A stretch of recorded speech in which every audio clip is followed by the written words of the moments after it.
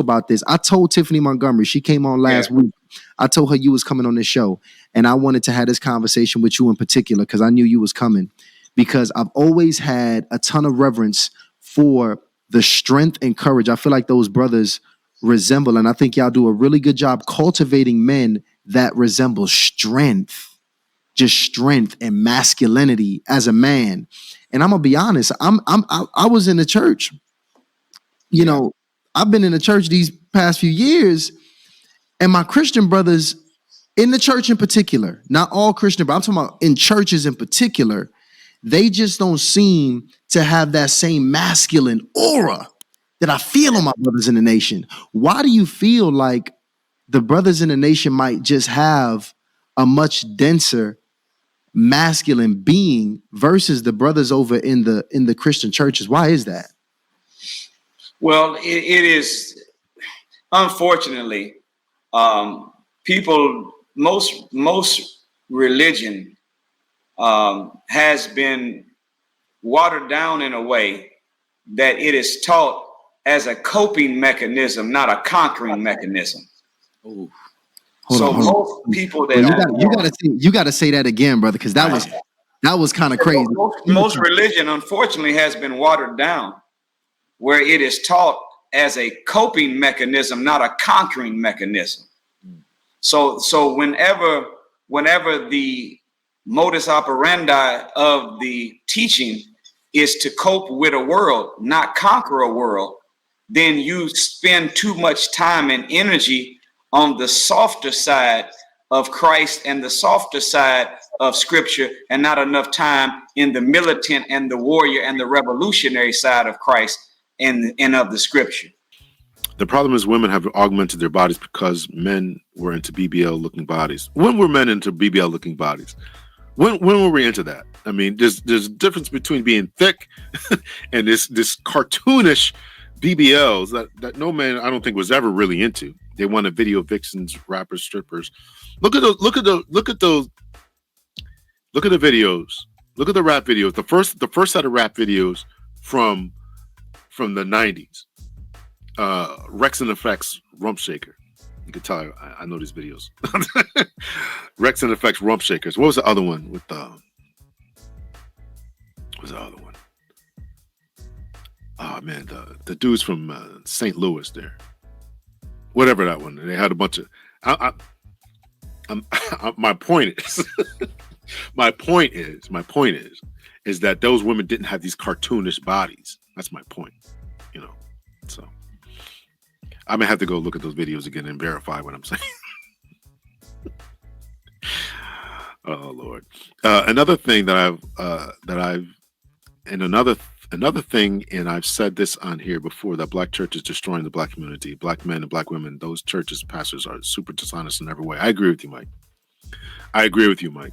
These churches are destroying the community. They are keeping, in particular, black women single.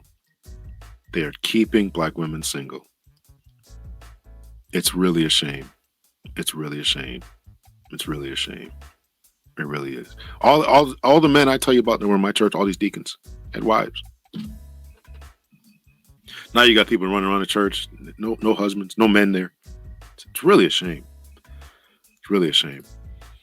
Women need to learn the difference between men who will sleep with them and decide, yes, there's classes need to be given about that when these girls are 10 years old. They're going to stick you in one or two categories. Either you're for fun or you're for the future, as in wife. You're for fun or for the future. It's really a shame. It's really surprising to me that isn't talked about much more. I barely ever see that. Right? There's always this onus on men. Men need to do this and be more husbands, and which I agree with. But are you telling these girls about what categories the men are sticking you into? Are you telling the girls when she's 9, 10, 11? By the time she's 15, it's too late. You have to tell them when they're 8, 9, 10, 11, 12, that this is how a man is going to look at you. I did this to my daughter. I talked to my daughter. This is what a man's going to do. It's really sad. Men go after BBL for sex and make them think that they have a chance of being with that man. Because how are they keeping the women single? Because they're not telling them the truth about what men want, what they desire. They've run men out of the church. They are telling women not to select anyone who's not in the church. All these types of things are keeping women single. They're giving them bad information. Singles ministry. Nobody's getting married in a singles ministry. It's a perpetuating cycle. It's a perpetuating cycle of dysfunction. The pastor sleeping with a bunch of them. The deacons sleeping with a bunch of them. Giving them false hope. Give you money. This. Always in church all the time. I grew up in a Pentecostal church 2-3 times a week. Got to run everything by the pastor. You can't make a decision by yourself, right? The pastor is in effect some women's husband, whether it's physically sleeping with them or just as a control mechanism. Got to run everything by the pastor. No man is want to come and deal with that. I meet young ladies and they tell me, listen, I'm really heavily in the church. Oh, okay, well, you're the type of church I got to meet your pastor and stuff. Yeah, he likes that. No, that's a control mechanism. I'm not doing that. Not doing that. Churches are very cult. Yes, absolutely. In cult, the signs of a cult are cutting off from the community. It's groupthink, and they're cutting you off. It's cutting you off from other people. Your family, your friends. That is one of the biggest signs of being that you're in a cult. You can't call anybody else. You can't contact anybody else. They're telling you how to think, who to be around. You're in a cult. Politically too. There are political cults out there as well. So yeah, that's how they keep people. That's how they keep these women single. Women are getting BBLs for other women, so it's a reality. I think that they are getting women because constantly there's numerous videos, and we could pull some up of street interviews asking men, asking women, do men want these BBLs? And the women are all saying, yeah. And then you watch the same video, then they ask men, do you like BBLs? They all of them say no. Now, it's not a scientific survey. There are probably edits and all that kind of stuff. But I think that the point is still clear that men don't want that. They'd rather have something natural. When women get BBLs and post up on Instagram trips, those things are not for the men. I hope guys understand. And you're right about that, Mike. They're not for the men. They're to show off what you have going on, and you actually start disqualifying yourself from being marriage material. When you're posting all these BBL pictures and you in skimpy outfits and stuff, you're actually disqualifying yourself from becoming a wife. And I don't think the women realize that. I don't think the women realize that. These women, that's another thing, is just keeping them single. Just Instagram for the gram type of stuff. It's keeping you single. Men don't want that. The masculine men that we're talking about, either creating or the you're going after or whatever, don't want their women bodies on Instagram. The masculine men that you are going after, that you want and you want to create with your sons, cousins, nephews, etc., or even a 17-year-old that you're trying to get to be masculine, when he grows up and he gets his stuff, who's worked on himself, as we talked about, is not going to want his woman on Instagram. His woman's body on Instagram. He's not. He's not lying about the Pentecostal church. You have to run everything by the pastors. I know that. Yeah, absolutely. I met my short time out here. I met a couple girls. Listen, I got to run you by the pastor. We come over and meet my pastor. No, I'm not doing that. 49 years old. I'm going to meet somebody. And one pastor was younger than me, 46. Crazy. Absolutely crazy. It's keeping you single. And it's too bad, because you should go to church and be able to find a good woman. But if she's in a cultist mindset, that everything has to be run by the pastor and this, that, and the other, it's a bad sign. That's true, Moni. Broken men are in church. I think there's a lot of truth to that. And I think that that's a new phenomenon that crept in after the probably around the crack era epidemic, because at the same time the prosperity preachers started to take over.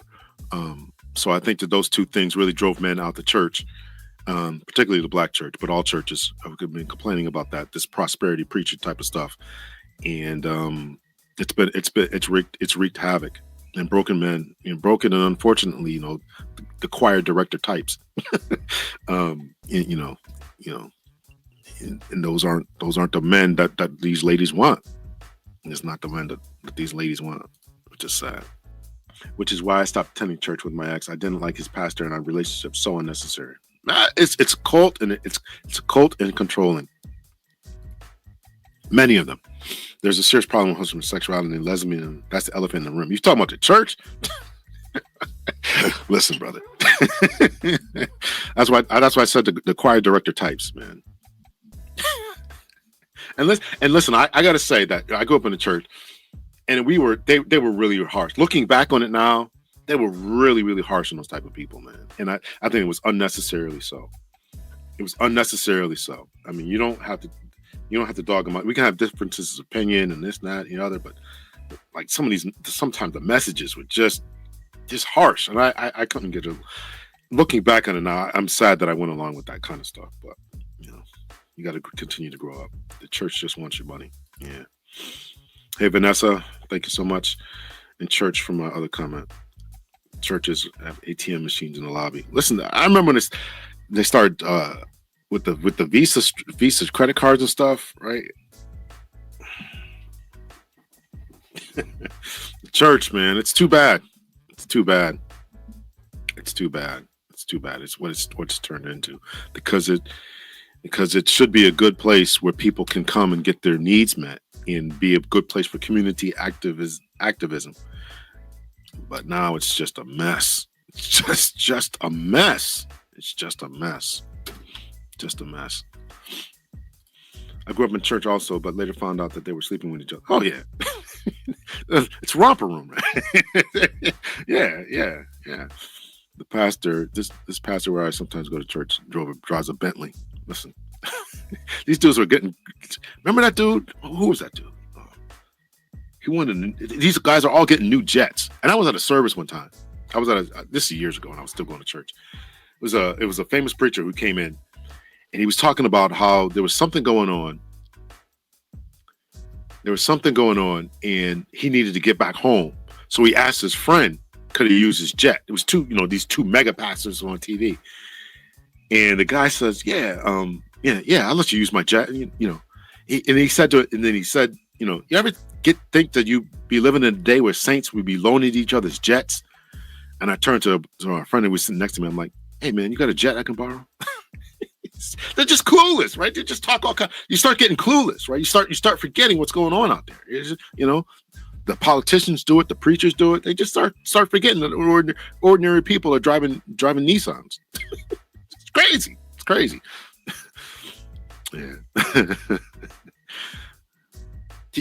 Right. I was watching something. Somebody commented on the video that I did about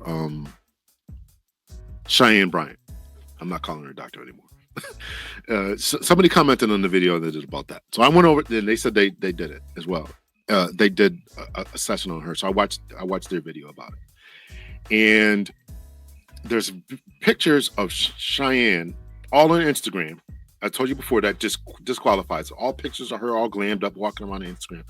Disqualifies you from a serious relationship, period. She's never going to get, I probably shouldn't say never, but no true masculine man who's really worth his salt, who has something going on, is not going to put her on his arm because of her pictures. And because of how she grew up, and these are out of her own mouth, how she grew up and her stories that she tells, she all that has imprinted upon her are pookies. I guarantee you there's some pookie, or maybe some ball player, some football player, whatever, who's they're probably, I don't know, I'm just speculating, the types that she would deal with. You disqualify yourself from the type of, yes, Creflo Dollar. What a name too, Dollar. You disqualify yourself from that. So she'll never.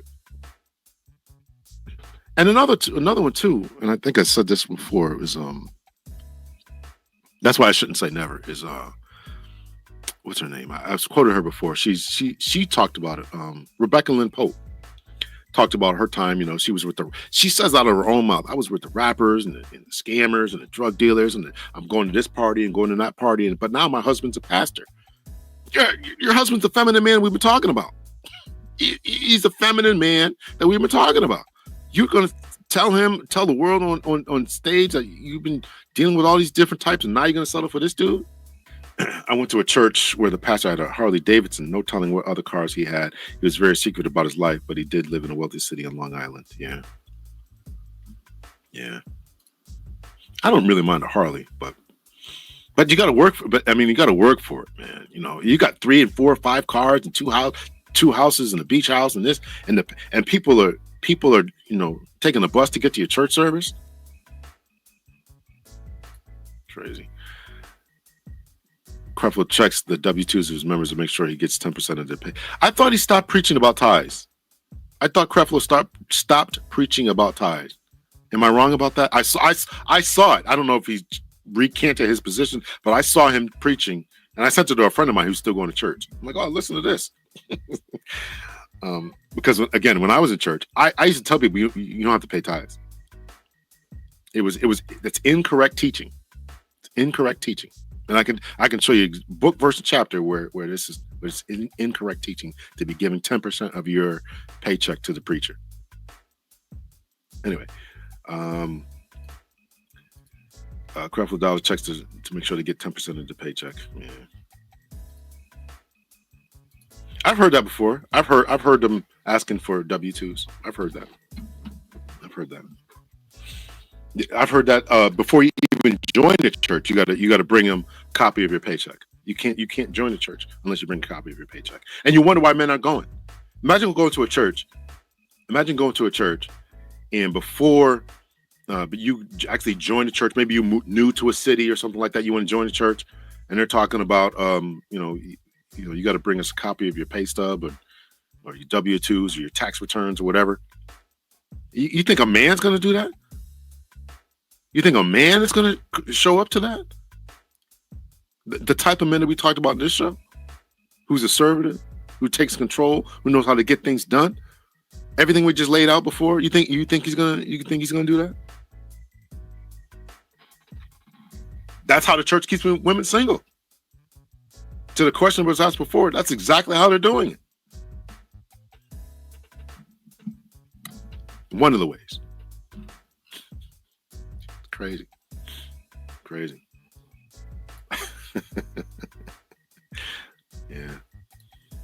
Yeah, it's crazy. Look, Jesus knows how much you make. Well, tell Jesus to tell the pastor. Tell Jesus to tell the pastor. Oh man. Y'all hit the thumbs up, subscribe if you're not subscribed. I'm sure you guys all are, but for the future watchers of this, if anybody decides to watch it. Y'all can buy me some lunch too now if y'all want, if y'all want to buy me some lunch. I'm not going to buy a Harley with it, I promise. And I won't buy a jet with it. Y'all can buy me some lunch there too. So I'd appreciate that. You guys talking about the church. I guess so. Great combo. Yeah. Yes. Just thank you. Thank you, Pam Warren. Thank you, Cherie. Thank you, Tree Hugger. Interesting. So if this is how we subconsciously imprinted, can a man be operating in his feminine? How can he really change? He can really change by watching this type of content, by reading books, understanding what's going on to him, listening to podcasts. He can change by being surrounded by male presence and masculinity. And this is tough. I'm not saying it's easy. Listen, I had to do a lot of work. And to get to the place where I am today. I told you all the different places that I was. I think I still had a lot, but I still had a mother who was very, very passive, very, very passive. And I didn't want to be like that because I saw that it just got taken advantage of. I could see that. And so I didn't want to be that way. So I looked to the people in my church. I looked to I saw how my counselors at my summer camp were treating me. I saw how the guys at the boys club, how we were treated. I saw that, and I wanted to be like that. And then, of course, when I get to the PD, you can't be passive in a police officer. You can't be. So you got to hit the ground running. You got to hit the ground running. So I had to do a lot of internal work, and it was very, very uncomfortable. I had to read books. There was no podcasts and stuff in 1995, so I had to read a few books. I had to talk to people. I had to hang around people. I had to change my way of thinking. It's so much easier now to get the information. All this information, people say all the time. I know people want to be critical of the red pill movement. But I'm telling you, if it's done right, and some of the information that's out there can be can be life-changing to a man who is struggling. If you find the right red pill content, because it'll tell you how to deal with, to somebody said about my adult son has a playbook. It'll give you the playbook. It'll tell you how to be a man. It'll tell you to hit the gym, eat right. It'll tell you to be assertive. Don't take no for an answer, or stand on your principles. If you find the right content, the right people in the red pills, you got to be careful with it. I'm definitely, you got to be careful with it. Or you can get books, you can get magazines. This information is more and more available. And so, to a young guy like myself, I'm going to the 80s, growing up in the 80s and 90s, you didn't have this information. You couldn't just flip up your phone and just listen to a podcast. Think about that. So a man today who's trying to develop himself, a man today, as Mike David said, a man today who's trying to develop himself, working on himself, can do that almost 24 hours a day. You drive to work, you listen to a positive podcast. You work, you can't, if you can play your radio at work, you put headphones in, depending on what type of job you have, you can be listening to an audio book. You can really do some serious self-development, healing, almost 24 hours a day. The weekends, even while you're driving to the driving range, you're lifting weights instead of music. You got an audio book. You can really change your life. That's why my tagline is change your mind, change your life. You can really change it. The power is really at our fingertips now, and so that is so important. So he can change. A man can. He has to want it. And one of the biggest things is recognizing that there's a problem. You have to recognize that there's a problem, and a lot of people just don't recognize that there's a problem. I was able to say, listen, this is the problem. The way I think, the way I'm moving in the world, there is a problem. I'm not decisive. I'm not getting the things that I want, and that's why you have to change your cohort. When I talked about my daughter and the men that she's around, but the men that are approaching her, they're all seeing the same thing. You're all seeing the same thing. You have to look to somebody. I think that's another reason they keep wanting me to teach on campus, because they want a black male on campus, because there's not a lot of black men who are teaching on campus. I'm not going back to campus, but I think that this is important. This is why they want it. So you have to be able to, you have to see these people. That's why, even though I don't like what he did the other day, Barack Obama, but his being in office let us know we could do something. When you see a politician, when you see a police officer, a black police officer, black politician, right? Just male, period, right? All these different people in high places, that gives you a mind that you can think higher. You can think higher. But you have to be told that. You have to press it upon them. You might have a little cousin, little nephew who's maybe 15, 16, is kind of on wayward or whatever. Find some good podcast for him to listen to. And then ask him about it. Find him a good book that would be on his level that he can listen to. Some kids aren't into reading, and it don't have to be a big, long, hour long that we're doing. 10, 15 minutes. Just listen to this 10-minute clip. Just listen to this. Cut this clip up. Cut this video up. I don't care if you do. Cut this clip up. The presentation I did here, the PowerPoint that I did, and just show them that. Listen, here's what this guy says. These guys are former police officers. Be assertive, this, that, and the other. And tell him, listen, this guy had to struggle. He struggled. He struggled to be somebody. And he aimed high. Tell him. Show him. Most women do stuff subconsciously, like when Tom Brady gets rid of the ball before the sack without knowing the linebacker is set free. Okay, Tom Brady. Okay. Red pill is educational. Yeah, it's definitely educational. Self-awareness. Red pill red pill helps men not to be taken advantage of. Absolutely. That is one of the biggest things, because we don't know the game. Men don't know the game, and you don't know the game.